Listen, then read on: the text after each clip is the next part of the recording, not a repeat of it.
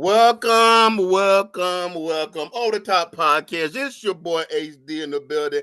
Hey guys, happy New Year 2024. This is our first show of the year. For thank you for everybody who listened to us. Thank you all our followers. Hey guys, I have a request. Everybody that's listening to us right now on this show, if you find if you find what we do bring you value or bring substance to your life, or it's entertainment, or it's just something that educational, bring a friend, tell a friend, tune in, bring a friend next show, tune in next show. We're gonna build this thing to a movement because we got this panel. We think we got something to tell you guys. We got something to say in 2024. So I'm excited about the new year.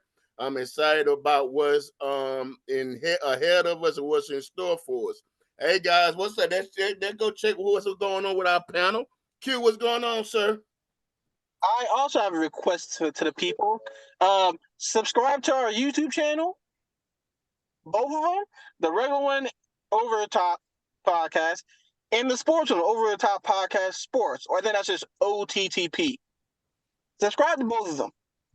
Yes, sir. Yes, sir. Leave comments, man. That become interactive with this thing. All right, Jay, what's the deal, man? Happy New Year. Happy New Year to you. Doing good, man. Good Good stuff. mental Good stuff. headspace. Good stuff. Playmaker G, what's the deal for your New Year, sir? What's going on your way? Oh man, I'm excited, man. I'm ready to go. It's a new year, it's a new month. Yeah. That's right. That's right. I feel the energy, but I feel the energy. And definitely the lady over the top podcast. We can't move without her most of the time. Miss T, what's the deal, lady? Happy New Year. I missed y'all. I did miss y'all. And y'all like in church. Tell your neighbor to like and subscribe. That's right. We building a movement, man. Tell your neighbor, tell your mama, your aunt, your uncles, your city councilman. Tell them, because we're gonna make it happen in 2024. Doing it 2024. So, Toya, we'll start with you. What we got on deck with the Ask Toya? So, okay, our first Ask Toya of the new year. Dear Toya, Happy New Year. As we are only a week into the new year, there's already been so much going on. I wonder what you and the guys' thoughts are about what's going on in Jackson, Mississippi. As I say, happy 2024. It's literally seems like in a lot of areas of America, we are still stuck in Jim Crow South. Just wanted to know how you all felt about it and let you know I'm looking forward to all the new shows this year. Keep up the good work. Signed, the Hip Hop Guru. So I guess I should say what's happening in Jackson, Mississippi. There were 215 bodies found behind a jail in pauper graves of Jackson, Mississippi, and come to find out that several of them of missing people who could have been identified at the time that they were brought to the ME's office, but for some reason, who knows what, the Jackson, Mississippi police have just buried these bodies in pauper graves. One of them was the body of a young man. He was missing for over 100 and something days. His mother had went, put out a missing report. The ME said that all of his information and when they did his fingerprints came up, so they know who he was. They knew who he was because his uncle had just been killed by the Jackson police, and the cop who killed him was arrested for aggravated assault, and their family has a civil case now with the city of Jackson. But now Attorney Ben Crump is involved in all of the people who help him out, because this is just like, what is going on in Jackson? I feel like Mississippi is not a place. It's not America. I just think Mississippi, Alabama, and parts of Louisiana are just, you go back in time when you go there. And Florida. And Florida. Thank you, Q. And Florida. That is crazy. Ron, what's your thoughts on that, man?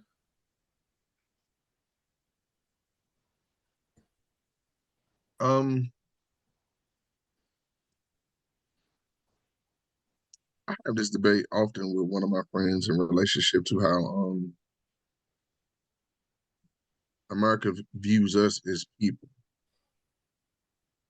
And I think there's always going to be a thought process where we're going to be 3/5 of the man.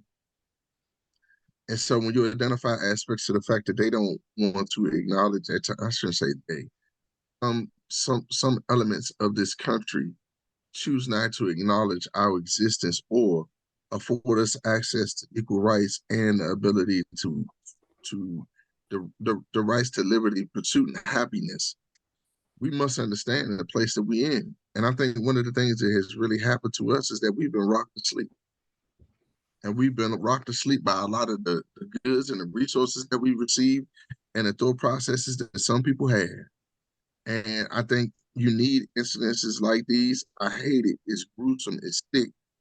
But it provides an awareness and sheds a light on the reality that we are in a state of not war, but emergency, and we need to have a heightened awareness of where we go, how we go, and where we move to in all communities and all places that we go. So I'm absolutely disgusted that people that were in authority did participate in this behavior, and I think it's incumbent upon us that we start to really educate our children and our families as to developing a sense of awareness of wherever they go, how they manage themselves, and we need to support each other. Kid, what's your thoughts, man? The police is America's biggest gang. Mm. And always has been, always will be. You said something off camera. I don't remember. I didn't hear if you said on camera for people for everybody involved. It wasn't only black bodies found behind that jail cell. That part. That part. It was a melting pot behind that jail cell. Yeah. Yeah. Playmaker. Yeah, I think it's very odd that you would have this behind a police station out of all places, and for them to, because somebody had to approve this policy, which makes you wonder. It's a shallow grave. They talked about a stench being out there. They talk about buzzards flowing through, and you had somebody who thought what they were doing was okay. They're like, hey, my supervisor told me go out here. They had them in a body bag, no embalmment, just put the bodies out here and keep on going about my business. And no one called that into question. No one said, hey, something may not be right here as they was doing this process. So it just amazes me that people are not being held accountable or don't even call things into question sometimes. They just do what they're told and don't even think about it. It's just amazing that something like that happens in today's society. Is it amazing?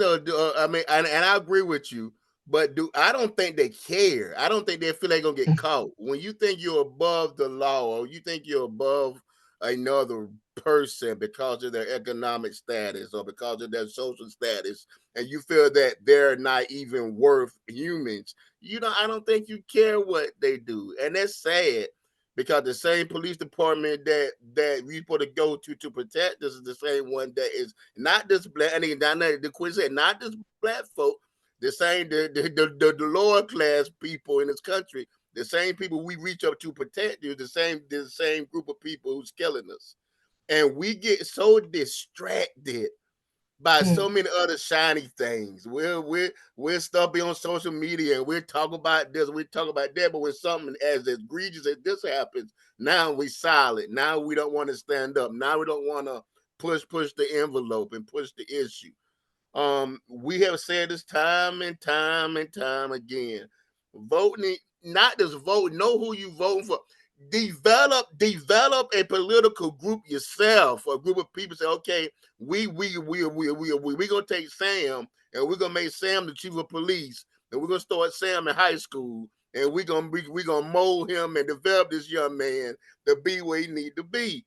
Guys, If we don't take care of ourselves, you think anybody else gonna take care of it for you? Toy, you get the last response.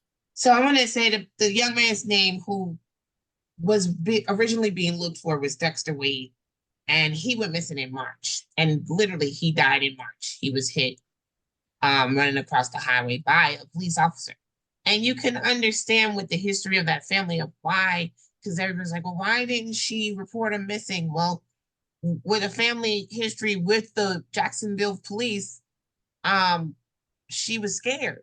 She was scared to literally, you're scared to report your child missing. Your child's been missing for days, and it's not like him to go missing. You're literally scared to go to the people you're supposed to go to for help because you know they literally probably won't help you. And look what happened. They killed this boy and then put him in a pauper grave, had all his identification, the email and fingerprints. He was identified by his fingerprints. And because he was not, no one came to claim his body. But that still shouldn't matter because there's rules here. And then working in ME's office, you if you don't have somebody to claim your body, yes, you go to a certain graveyard or you're buried a certain way. But they were buried, they weren't put in a coffin, they were put in body bags in low graves without being embalmed. This is so inhumane. It is egregious. It's ridiculous. And then to put a number on them, a stick and a number. 215 bodies not being embalmed. Can you, Crazy. first of all, one body after rigor sets in, what it smells like? I would ask you one question though. If you have a police department within inside the city of Jackson that polices Caucasian citizens, and Black officers are not afforded the opportunity to engage those things, what are we talking about? And that's one of the things. What's the last thing you said around here? And Black officers. I said Black officers are not afforded the opportunity to address the white citizenry. They have developed a whole different set of police and yes. rules. Yes. We are forgetting what we're talking about and the city and the space that we're talking about. And one of the most populated areas for African Americans in the state of Mississippi. And it has a Black mayor, but the jurisprudence and aspects of things that should govern that city are not governing that city. So those are the things that you have to really talk about in relationship to that. So voting didn't matter in that particular situation. It's the history of Jax. They've created an incubator to propagate thought processes and behaviors that they choose to continue in those patterns. So that's what we have to. That's what we have to really examine and understand. Well, we want to keep a close keep a close eye on this. Hopefully, justice will be served, and the proper authorities will be brought to justice. Toya, tell everybody where they can find you at, sweetie. All right, this year it's 2024. Hey, now, ask Toya TOIA74@gmail.com. Ask Toya on Facebook. You can inbox me. I will also this year we'll start announcing what our topics are before we do our shows. So if you have questions about those topics, you can always hit me up. I thank you all. Again, we'll probably have to do a couple more just Ask Toya only shows because we, 2024, like my box lit up and we're only a week and a half in. So yeah. I think people enjoy those shows. So keep sending them in, guys. Keep sending them in. So tonight, the economic impact of housing discrimination, redlining, and the Federal Housing Act that we're going to tackle. So redlining can be defined as discriminatory practice that consists of systematic denials of services such as mortgages, insurance, loans, and other financial services to residents of certain areas based on their race or ethnic group. Redlining of neighborhoods, one of a number of explicit racist United States federal housing policies in the mid 20s, blocked black housing and other communities of color from accessing homes and mortgages. And as a result of home ownership, denied of home ownership for decades. Racism is big business. The business in America, and the ism is the economic practice excluding blacks and brown people from the American dream.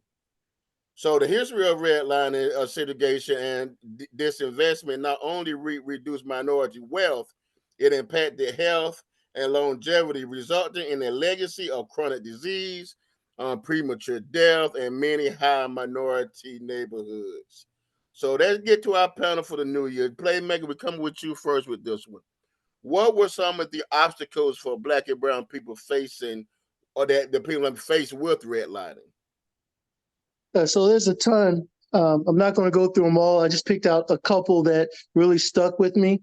One was this rent to own scam that they had going on back then. So because it was so hard to purchase, you had to rent. And so they would try to fake people into think that they had an option to rent to own or rent to buy. And after the first year, they'll change up all the paperwork, and you could be in there for 10 years thinking that you're paying toward purchasing the home, and they come back and change the rules on you, and you have nothing but just the rent that you paid, and they may even say you owe money. So that was one of the things that kind of stuck out to me. Another thing that kind of stuck out to me is during this time, before this time, the financing was really, you had to pay 50% of the house, and you had 5 years to pay it off. During this new deal, they changed that and introduced the 30-year mortgage. And the reason why they did that was to try to allow the middle class or the working population an opportunity to buy and invest in homes. And so when you know that this is going on, you're like, oh yeah, this is great. And to realize that you don't have that access to participate in that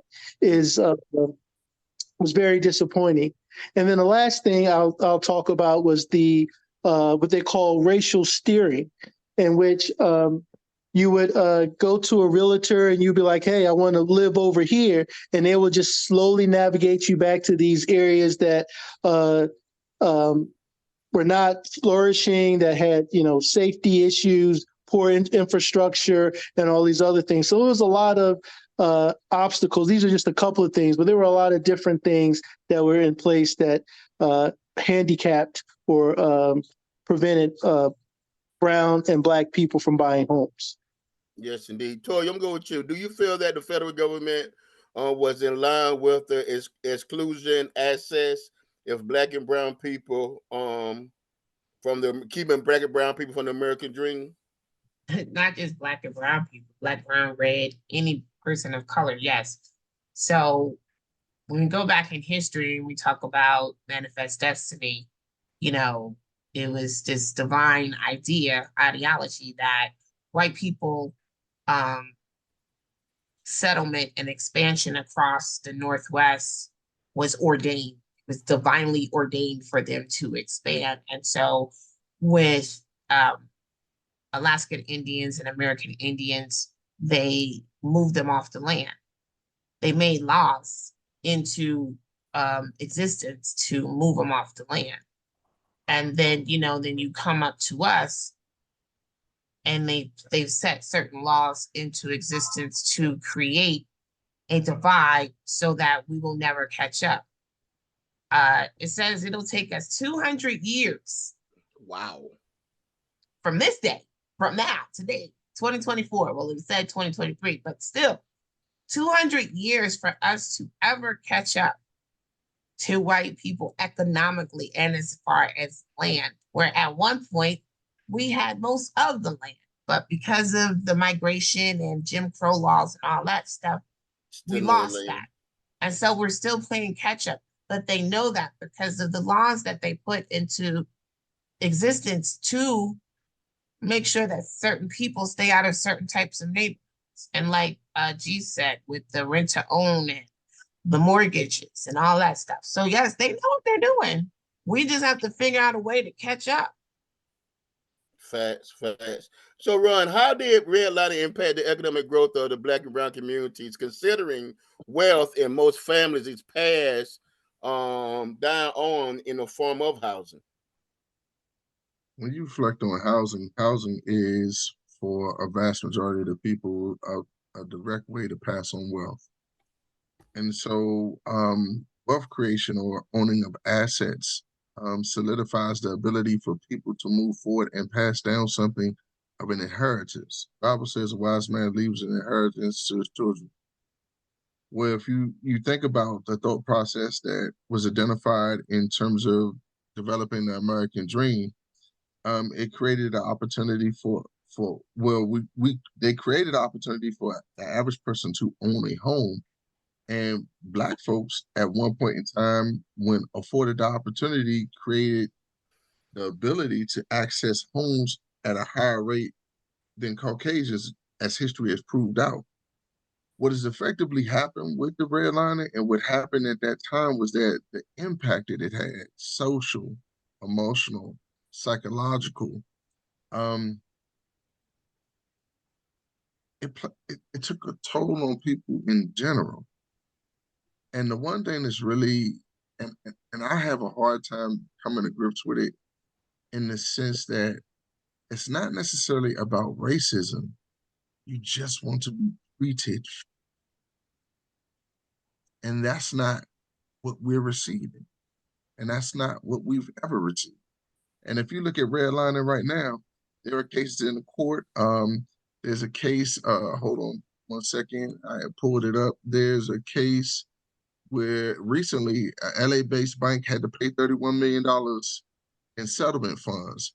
Department of DOJ had recently charged their emeritus for redlining in the sense of $9 million. So the issue is not something that was just in the past. It's in the present, in the very present future. So the concern is that we must stay vigilant in terms of our ability to understand what the impact is, what the economic viability is for us in terms of being a part of, quote unquote, the American dream. And we have to have expectations. Good stuff. Q, I'm gonna piggyback and run with you with this question because of not having been blocked out of the American dream of building houses and homeowners, and it created a sense of social stress, or created a sense of hopelessness. Do you think that feeling that people have created worse, created poor conditions, or what created worse conditions in our neighborhoods? Because of well, since I can't get the American dream, I might well just live here. Do you think that created a worse mental condition in our neighborhoods? Yes, I'll say yes, and I'll also say some of those conditions were already bad in the first place, and then because of everything, the community just got worse. If you know anything about when people are depressed or just mentally tuned out and they live by themselves, their place tends to get messy. Like if they say, "Oh, I'll put this away later. I'll do these dishes later. I'll take the trash out later," and then things start piling up and piling up. Now take that one person and expand it to a community, and then add on to some people who are supposed to do the cleaning also don't care. Yeah, and then you get this. So to answer your question, yes. Okay, okay. One of the laws passed in 1934 was the Fair Housing Administration. Concluded that no loans could be economically sound if the property was in a neighborhood that was or could become populated by Black people, as property values may decline over the life of the 15 or 20-year loan. Research shows that people of color are most likely to live in neighborhoods with limited access to goods, jobs, healthy foods, adequate schools, and other resources needed for success. Jurisdictions enforcing desegregation is one of the ways to work towards more integrated society, where everyone has equal access and opportunity. Playmaker, what was the impact of exclusion of blacks and Latinos from buying homes with the FHA, Federal Housing Administration? So the main thing you see is the disinvestment and the land use decisions that were made in the areas that we were kind of forced to live in. If you notice back then, and even to today's time, you have lack of parks and green spaces and walking trails, to which Q was leading to. Those type of things help reduce stress. You have food deserts that we've kind of talked about before, where you, because they're not investing in the community, there's no places to get food. We always talked about this with the alcohol being on every corner, ABC stores and all that. And then the air. We see that a lot of the areas that were zoned for redlining were near factories and had air pollution and stuff like that. So all of this led to this being areas where they were not pumping money into these areas, but neglecting these areas and leading to very poor living conditions. And Q, come back with you with this one. With those living conditions, do you believe that this was the beginning of the ghettos? By definition of ghettos, no. Because guess what? I did my research. Ghettos started in Italy. I want to say Italy. Don't 100%. Germany. Germany. The first country I saw was Italy, but yeah, I saw Germany too. So it wasn't the first start. However, that became what we now define it as. Okay. So what Urban Dictionary defines as ghetto is what we have now. If you want to actually define ghetto, go to Germany. Okay. Hey, good stuff. I'm glad you're doing your research, so that pleases me more than anything else. I'm going with you, T. How do you think that these actions affect the wealth gap disparities that we currently have now? Now you alluded to it earlier, but it's kind of diving in a little bit for us. So what G said about how it affects. This is the design. This was designed.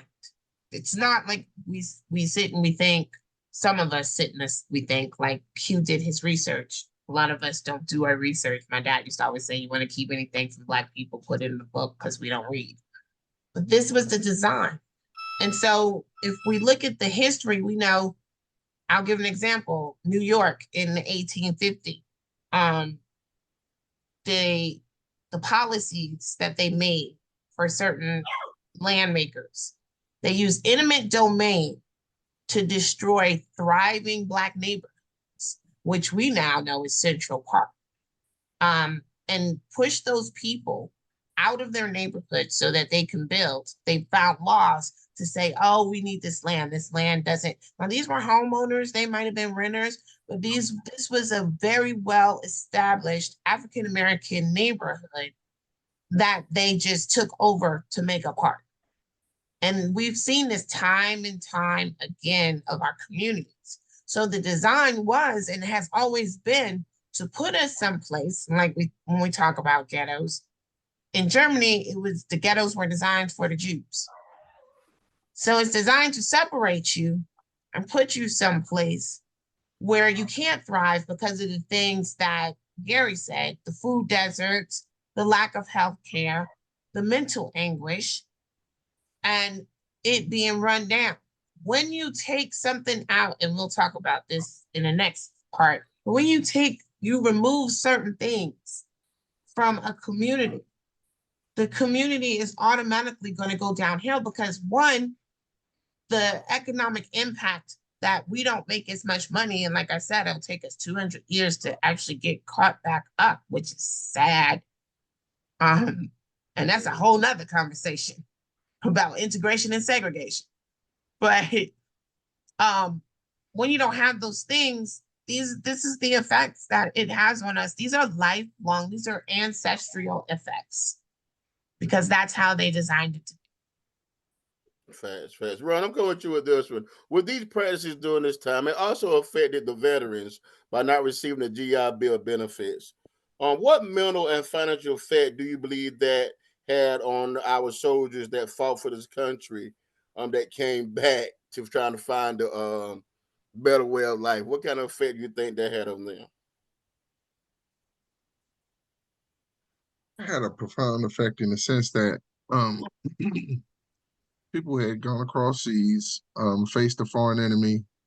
Some people had died, shed blood, and came home and couldn't get the rights and access to things that they wanted or desired.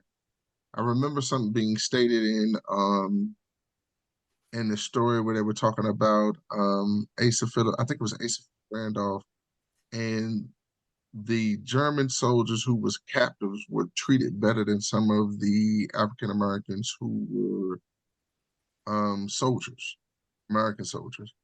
And one of the impacts of this was really profound for me.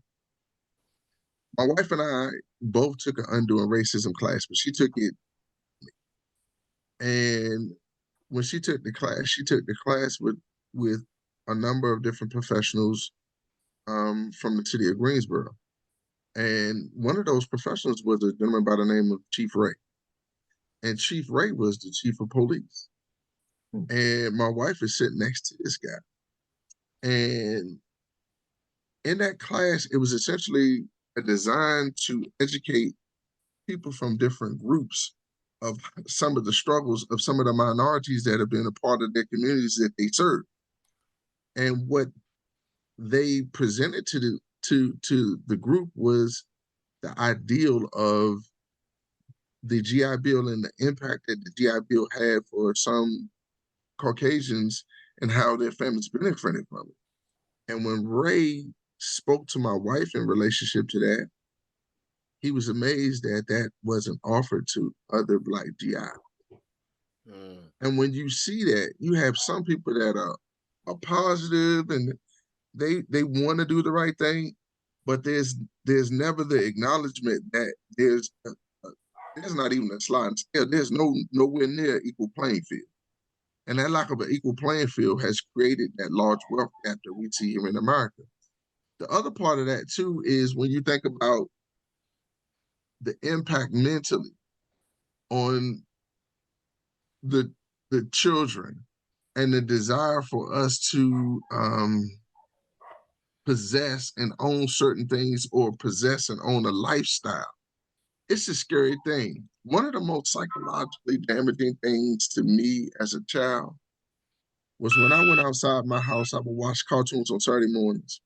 And when I went outside of my house, being a child that was born in wedlock with parents separated, and I would see these houses on TV that had a picket fence and they had the kids in it, and you watch 8 is enough.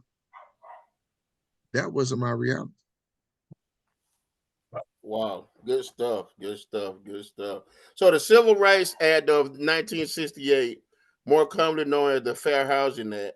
The Fair Housing Act prohibits discrimination in sales, rentals, and financial housing based on race, color, national origin, religion, sex, sexual, familiar status, and disability.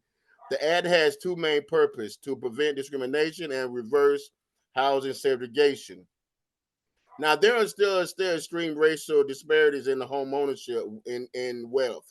In 1968, 65.9% of white families owned their homes at a rate that was 25% higher than the 41.1% of black families owned their homes. Today, black home ownership rate has not changed, while the white home ownership rate has increased 5% from 70 to 71.1%. These home ownership disparities contribute to the shocking racial wealth gap in America. In 2017, the typical white family held 10 times the amount of wealth as a typical black family. Q, I'm gonna go with you with this one, sir. Beyond marching, what are some of the actions that we could take as a public to change the course of the fair housing?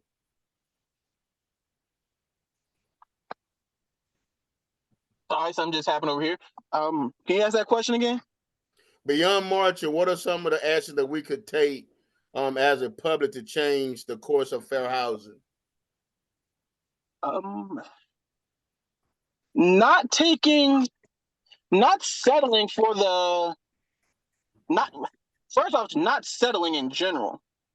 Okay. Save up your money, and don't be afraid to say no. I know it's an unfortunate thing in the Black community where sometimes you just have to do what you have to do.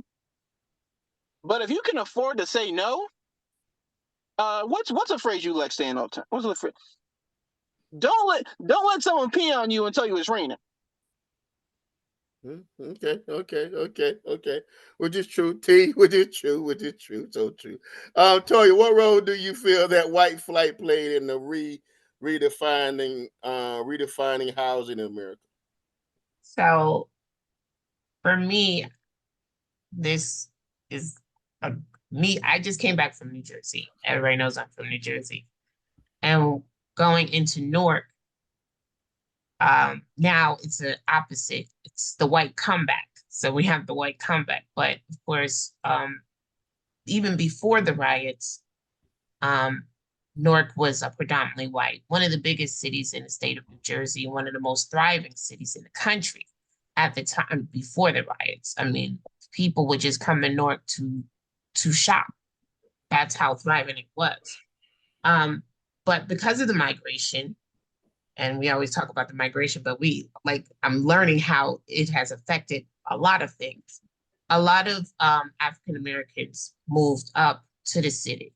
And once you start seeing those Black faces move in, white faces started moving out.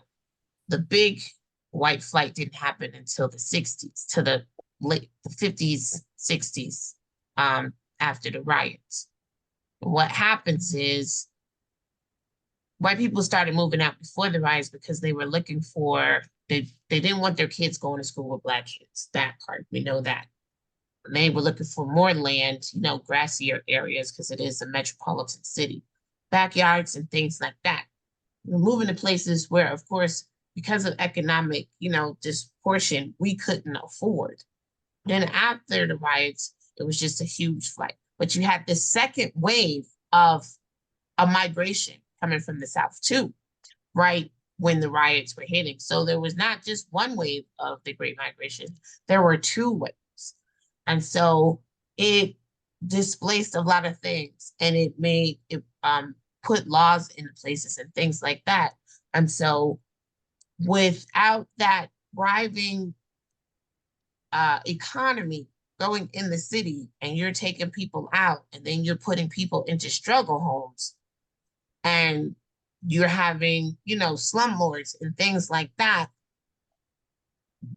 it took out the money out of the city with the white flight. And not only did white people flee, but Black people fled too. The more predominant of African Americans, the more, the elite African Americans fled too.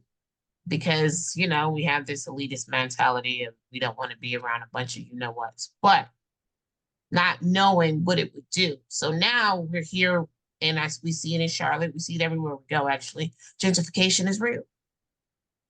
And so it's easy for them to come back into these cities, buy up homes for cheaper than they cost, gut them out, and reboot them and sell them at 200% higher than what they bought them. I learned this weekend that an apartment in Jersey City, a 2-bedroom apartment, because of its proximity to New York, goes for $10,000 a month. A what? And people are paying this. So it literally makes me think, now we're seeing the Great Migration back to the South. And we say it here all the time in Charlotte. And although I'm a Northerner, I've been here for a while. I'm like, there want no more New Yorkers here. When y'all go someplace, go to Atlanta. We closed. We don't want no more. Atlanta buzzing out the seams Atlanta too. went Also, nowhere either. ATL, bless you guys. Bless you guys. Playmaker, I'm gonna go with you with this one. So, what institution need to be in place to secure opportunities for access of loans and better housing options and the monitoring of lending practices? So, as you mentioned earlier, there's the Fair Housing Act, FHA. There's the Equal Credit Opportunity Act, ECOA.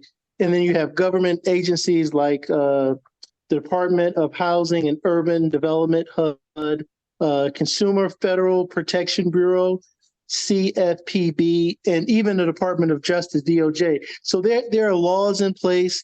There are government agencies in place. There are even some nonprofit organizations that are in place.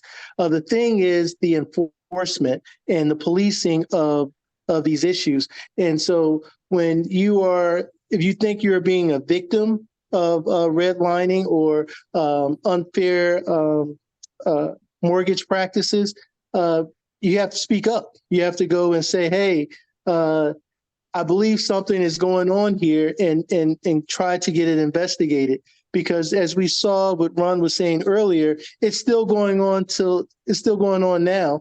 And it's not like they're throwing thousands and millions of dollars into people to police it. I mean, they have people there in place, but they can't do everything. They need people to kind of speak up and bring it to the attention of these either government organizations or nonprofit organizations. So to answer your question, the institutions are in place.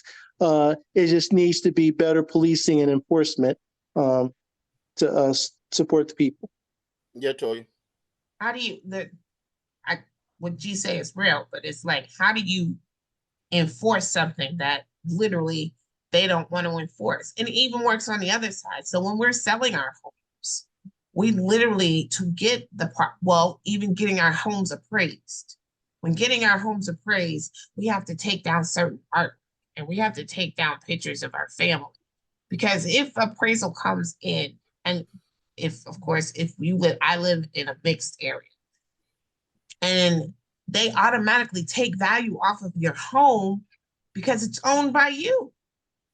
Mm-hmm. And so we have to go through all these jump ropes and like things that we have to do to get a fair act in this country, a fair deal for anything we do. It's starting to become mind-boggling and energy draining. So you know So what I think about? You know what I think about when they say that? I remember in Higher Learning, what the professor says to Omar Epps' character. He says, "But Doc, I just feel like things are not fair." He said, "Run faster." yeah. So you know, I was in a healing for damage emotion class, and I said something to this brother in that class, and I was complaining about aspects of things that my wife did. He said, "Make more money." So, in all true honesty, man, I think through Black excellence, we've always been able to raise the bar. I think the one thing we have to really be aware of is that, again, we've been rocked to sleep.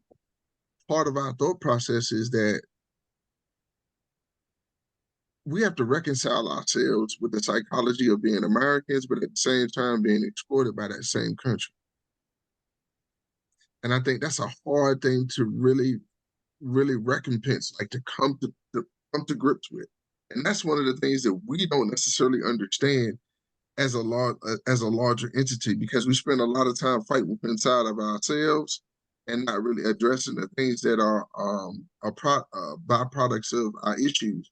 And one of the things, and I'm gonna say this, and I know, Hank, we got to get to the next question.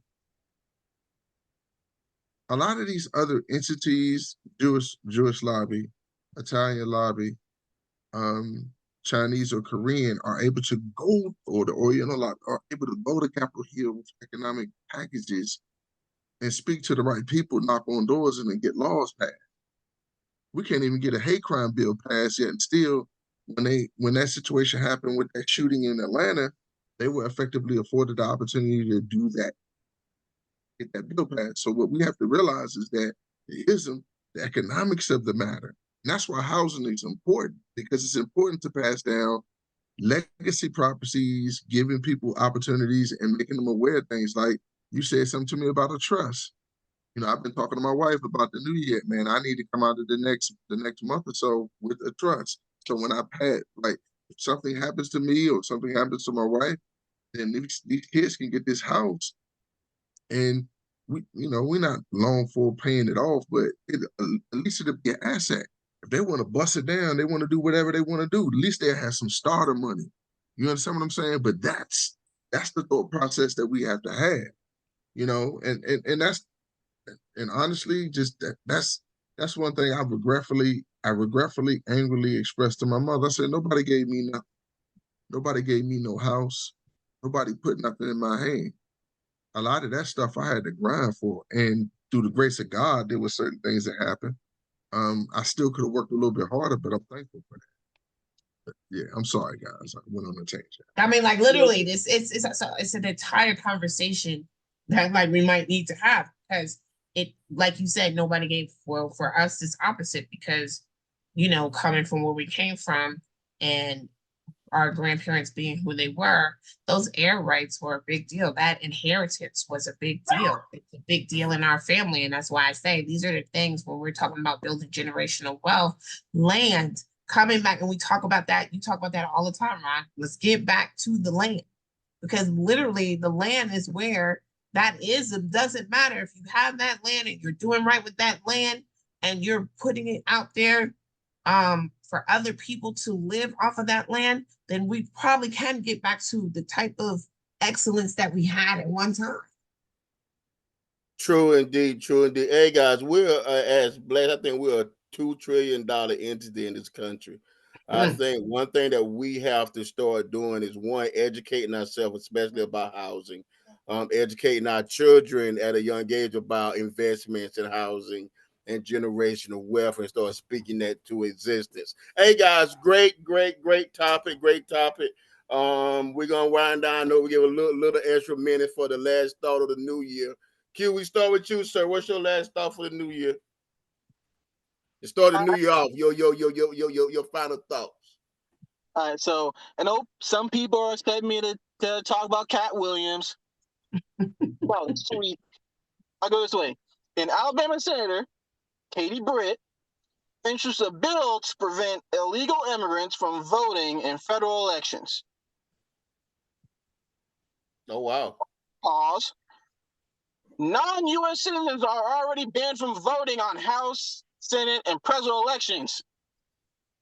And it's been legal since '96, since before I was born. It's the Immigrant Reform and Immigrant Responsibility Act. 27 years ago. That was 27 years ago. These are the people, Republican, by the way, these are the people who's running your country. Interesting. Playmaker, last thoughts. So just two quick things. The first are both are quotes. Where you live shouldn't determine your destiny. We need to create a world where everyone has the opportunity to thrive regardless of their address. President Barack Obama. And then the next thing is where you live is one of the most important decisions you will ever make. It shapes your life in ways you can't even imagine. Maya Angelou. That's my final thought. Good stuff. Good stuff. Ron, for your final thought. Dig it. Wells Fargo gave TD Jakes Group an announcement of 10-year strategic partnership to build inclusive communities. And total amount of capital is about $1 billion over a 10-year period to right the wrong in relationship to housing. Now, that's somewhat of a solution. However, it goes back to something that Malcolm X said. He said, they generally don't put this type of money in the hands of community-based thought leaders. So if we're thinking about this money being given to the church, what does the church generally do with the money and in some of these situations or circumstances? Expand the church. or So use my it thought themselves. process, and I'm not like trying to down Bishop Jakes. I ain't got, I'm not shooting no arrows. I'm just saying that should come with some level of expectation. And when Umar said that, that's the thing that really sticks with me. You got that type of money, let's see what you do. And we should be looking at him with a level of expectation. Because at the same time, you take up an offering, and I've been a part of offerings, I've given money to the church, and I've been present at the feet of those ministers because I stood as security at those places, manpower in Charlotte and Atlanta. Man, look, we deserve better. And if you get people to get that type of money, then that needs to be some type of economic empowerment and betterment in our community. Good stuff. Good stuff. Tor, your last word. Have the conversation. These are the conversations that are so needed, and we think that they're not, but because things are planned in advance and it is going to literally take us 200 years to try to catch up, which in all actuality, I do believe that there's a way for us to catch up. Like you say, trillions of dollars. We spend trillions of dollars, not even on our own companies. We're not even supporting one another, but we are supporting the United States of America and beyond. Imagine what that money can do if it stayed in the community. So we don't realize that integration was designed as well. It wasn't just so we can live where we want to live. It was designed because white people weren't getting our Black dollars. They couldn't have our lands. And the Great Migration was because they were stealing our lands and killing us for it. So we had it right at one point. Let's get back to getting it right. Let's talk about the history. Let's talk about what the things that we need to do and to get us back to where we were as a people. They say the black dollar circulate in the black community 6 hours. It's gone. 6 hours. When it used to circulate, you couldn't over 200 6 times. hours is gone. Months before Go it in left. one hand and out the other. The definition of insanity, guys, is doing the same thing over and over again and expecting a different result. The reason why I say that, because if you got a dream and you've been sitting on it for years, don't stop letting people talk you out of doing your dreams, finding your vision, searching your passion. If it's skydiving, whatever it is, 2024. If you allow somebody else to stop you by putting their hate or their putting their doubts or putting their fears on you, I mean, it's shame on you. It's on you in 2024. Shake that. If you got a vision, if you got a dream, get around people. If people around you is putting fire on your dreams, get around people that's going to invest in your dreams. You are who you associate with. Hey guys, um, you are who you associate with. I'm saying that again. Hey guys, great show. Thank you guys for tuning in. Like I say, this year gonna be a prosperous year for everyone. Stay tuned. Bring a friend. Tell your mama. Tell your sister. The Over the Top podcast is back, new, fresh, and we ready to get it. And like always, guys, may your next move be the game changer. Peace.